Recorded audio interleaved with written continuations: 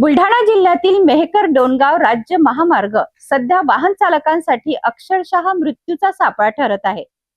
ठिकठिकाणी पडलेल्या मोठ्या खड्ड्यांमुळे प्रवाशांचा जीव धोक्यात आला असून पावसामुळे हे खड्डे पाण्याखाली जात असल्याने अपघाताचा धोका आणखीन वाढला आहे।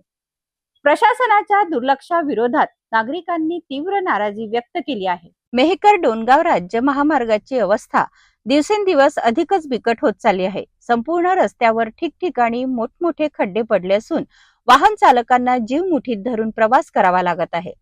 पावसामुळे हे खड्डे पाण्याखाली जात असल्याने त्याचा अंदाज येत नाही, त्यामुळे अपघाताचा धोका वाढत आहे। या मार्गावरून दररोज हजारो जड आणि हलकी वाहने तसेच प्रवासी वाहतूक सुरू असते। खराब रस्त्यामुळे वाहनांचे मोठ्या प्रमाणात नुकसान होत असून नागरिकांना आर्थिक फटका बसत आहे।